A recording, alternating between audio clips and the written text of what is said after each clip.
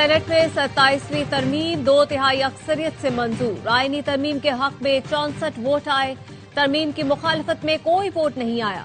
حتمی ووٹنگ سے پہلے آئینی ترمیم کی شکوار منظوری دی گئی۔ 64 ارکان نے 59 شکوں کی منظوری نشستوں پر کھڑے ہو کر دی۔ حتمی منظوری کے لیے ایوان کے دروازے بند کر کے ووٹنگ کی گئی۔ حکومت کو بل کی منظوری کے لیے 2 ووٹ کم پڑے تو 27ویں ترمیم کی مخالف جماعتوں سے 2 ووٹ نکال لیے۔ جے یو آئی کے احمد خان اور پی ٹی آئی کے سیف اللہ آبڑو نے ترمیم کے حق میں ووٹ دیا۔ حکومت نے پیپلز پارٹی سے نمبر پورا کرنے کے لیے مدد مانگی تھی۔ P T I senator Saif Ullah Abro نے سینٹ اجلاس میں استعفیٰ دے دیا۔ نائب وزیر اعظم اسحاق ڈار نے ترمیم کی منظوری کے بعد ایوان کو مبارکباد پیش کی۔ 27ویں ترمیم کا بل کل قومی اسمبلی میں پیش کیا جائے گا۔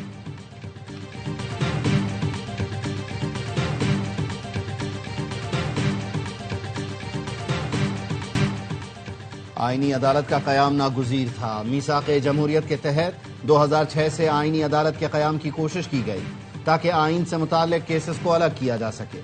میثاق جمہوریت پر نواز شریف اور محترمہ بے نظیر بھٹو نے دستخط کیے تھے۔ بانی پی ٹی آئی مولانا فضل الرحمان سمیت تقریباً تمام رہنماؤں نے ہی دستخط کیے تھے۔ نائب وزیر اعظم اسحاق ڈار کا سینٹ میں خطاب، کہا تاریخی آئینی ترمیم پر شکریہ ادا کرتا ہوں۔ بولے دوسری اہم ترمیم آرٹیکل 243 میں ہوئی۔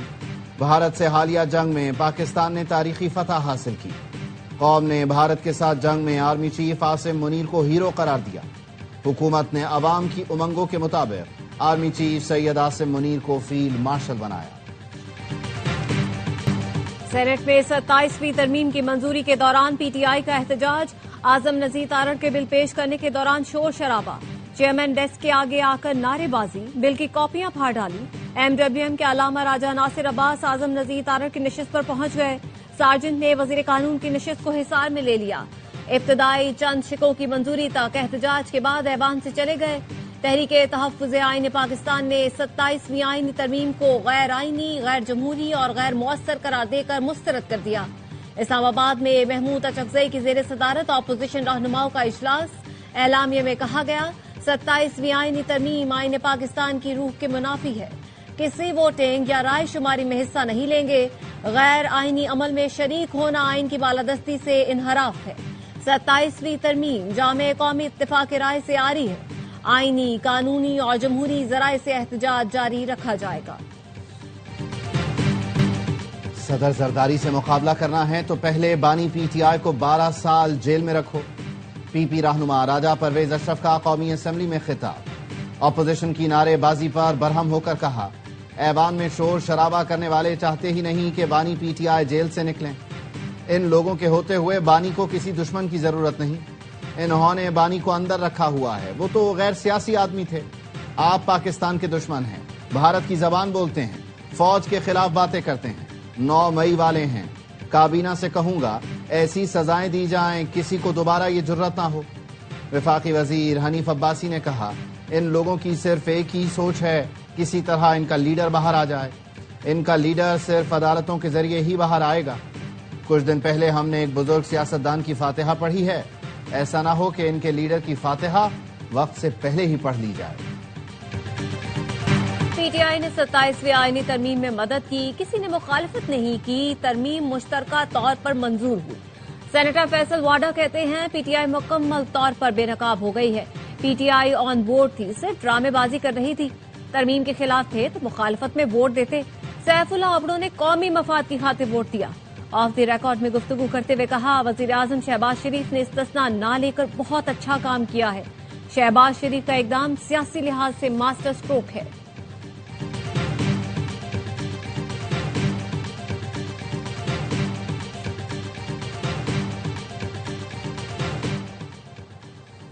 پیپلز پارٹی اور نون لیگ اشرافیہ کی نمائندہ جماعتیں بن گئیں۔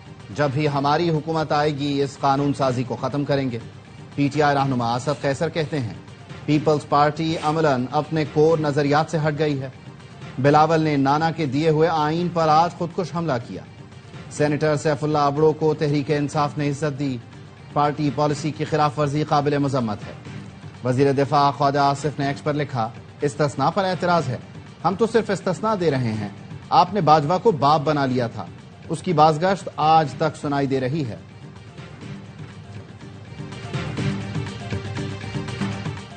आर्मी चीफ की मुद्दत पर किसी बहस और नोटिफिकेशन की जरूरत नहीं, तायुन कानून के मुताबिक हो चुका। वजीर कानून आजम नजीर तारड़ ने बताया, chairman joint chief of staff का ओहदा खत्म करने की तजवीज है। यह ओहदा 27 नवंबर तक रहेगा। 73 के आइन से पहले commander in chief he दिफाई forces का सरबराह होता था।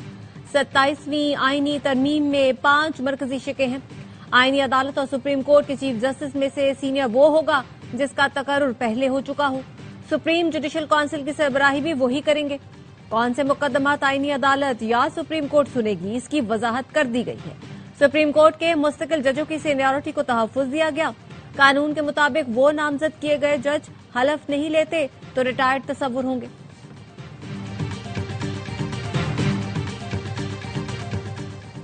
आइन भुट्टो की अमानत है, इसमें एक कमी थी जिसे पीपल्स पार्टी ने पूरा कर दिया। Chairman peoples party Bilawal Bhutto Zardari कहते हैं, एक आईनी अदालत होनी चाहिए जो आईनी मामलात देखे। मुल्क की सबसे बड़ी अदालत में बराबरी की नुमाइंदगी हो। लाड़काना के वजीर आजम को तख्ता-ए-दार पर लटकाया गया। आपने विफाक को हिला दिया और गलत तासुर दिया, जिसके असरात आज तक भुगत रहे हैं। बिलावल भुट्टो आज इस्लामाबाद में वजीर आजम शहबाज शरीफ से मुलाकात करेंगे। 18वीं तरमीम कोई सहीफा आसमानी नहीं। बल्दियाती निजाम को मजबूत करने का मकसद किसी सूरत ये नहीं कि किसी सूबाई हुकूमत या वजीर आला से इख्तियार लिया जाए। सेनेटर फैसल सब्जवारी का सेनेट में इजहार ख्याल, कहा 18वीं तरमीम के बाद 4 और इस्लामाबाद बन गए हैं। अहमल वली खान ने कहा, बिल के हक में वोट उसूली और आईनी है। हमने माजी में भी बहुत मुश्किल फैसले किए। खैबर पख्तूनख्वा के 5 करोड़ अवाम के हक में वोट दे रहे हैं।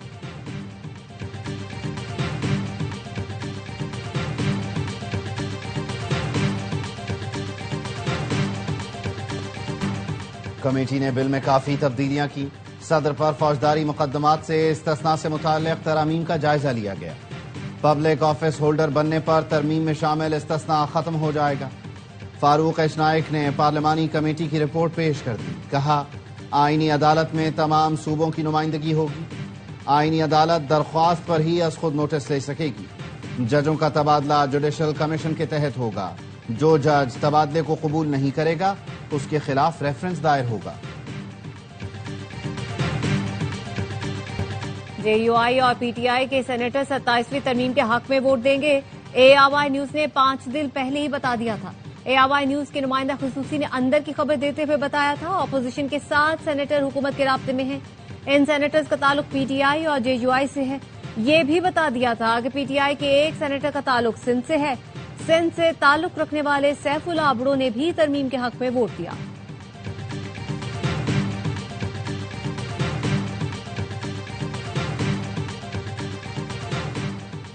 सिक्योरिटी फोर्सेस ने खैबर पख्तूनख्वा में भारतीय स्पॉन्सर्ड 20 खारजियों को ठिकाने लगा दिया। शुमाली वजीरिस्तान के इलाके शव्वाल में इंटेलिजेंस बेस्ड ऑपरेशन में 8 खारजी मारे गए। आईएसपीआर के मुताबिक दरा आदम खेल में खुफिया इत्तला पर ऑपरेशन के दौरान 12 दहशतगर्द हलाक हुए। सिक्योरिटी फोर्सेज अज़्म इस्तेहकाम मुहिम के तहत भारतीय हिमायत याफ्ता खारिजियों के खात्मे के लिए पुरअज़्म।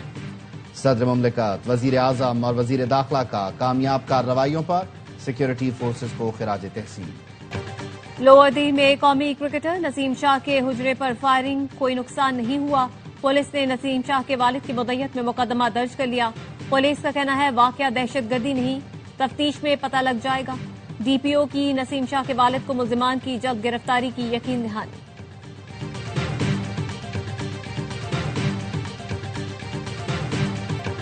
नई दिल्ली में कार में सिलेंडर फटने से 8 अफराद की हलाकत की इत्तला, मुतअद्दिद जख्मी। भारतीय मीडिया के मुताबिक सिलेंडर धमाका लाल किला मेट्रो स्टेशन के करीब हुआ। धमाके से इलाके में खौफ व हिरास फैल गया। पूरी दुनिया डिजिटल मईशत की जानिब तेजी से गामजन है। पाकिस्तान को दुनिया के साथ कदम मिलाकर चलना होगा। रोज़े अव्वल से पाकिस्तान को डिजिटल नेशन बनाने के लिए इकदाम को तरजीह दी, जिसके मुस्बत नताइज सामने आ रहे हैं। वजीर आजम शहबाज शरीफ का कैशलेस मईशत से मुतालिक इकदाम की पेशरफ्त पर इत्मीनान का इजहार। वज़ा करदा अहदाफ को मुय्यना मुद्दत में पूरा करने की हिदायत।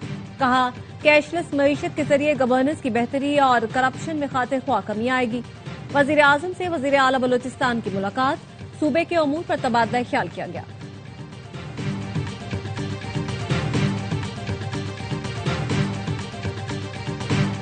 رضوان سے مشاورت کے بعد کپتانی قبول کی، محمد رضوان نے خود پیچھے ہٹنے کا فیصلہ کیا۔ شاہین شاہ آفریدی کی راولپنڈی میں پریس کانفرنس، کہا یہ میری، رضوان یا بابر نہیں، پورے پاکستان کی ٹیم ہے۔ کھیل میں بہتری لانی ہے تو سب کو ذمہ داری لینا ہوگی۔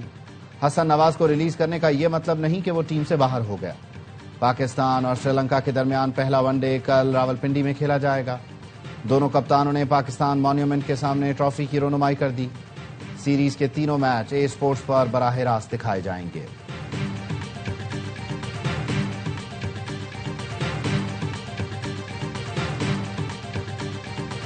جسٹس منصور علی شاہ نے چیف جسٹس پاکستان کو خط لکھ دیا، کہا عدلیہ کے سربراہ کے طور پر فوری ایگزیکٹو سے رابطہ کریں، واضح کریں آئینی عدالتوں کے ججز سے مشاورت کے بغیر ترمیم نہیں ہو سکتی۔ آئینی عدالتوں کے ججوں پر مشتمل ایک کنونشن بھی بلایا جا سکتا ہے۔ چیف جسٹس اس ادارے کے صرف منتظم نہیں بلکہ سرپرست بھی ہیں۔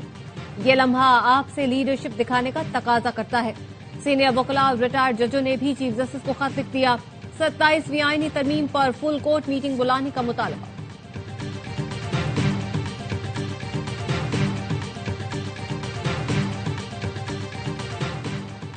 وزیر اعلیٰ خیبر پختونخوا سہیل آفریدی نے بانی پی ٹی آئی سے ملاقات نہ کرانے پر ہائی کورٹ میں توہین عدالت کی درخواست دائر کر دی۔ عدالتی حکم پر عمل درآمد نہ کرنے پر فریقین کے خلاف توہین عدالت کی کارروائی کی استدعا۔ درخواست میں اسلام آباد ہائی کورٹ کے لارجر بینچ اور ڈویژن بینچوں کے فیصلوں کا حوالہ دیا گیا۔ وفاق، اڈیالہ جیل انتظامیہ اور پنجاب حکومت کو فریق بنایا گیا۔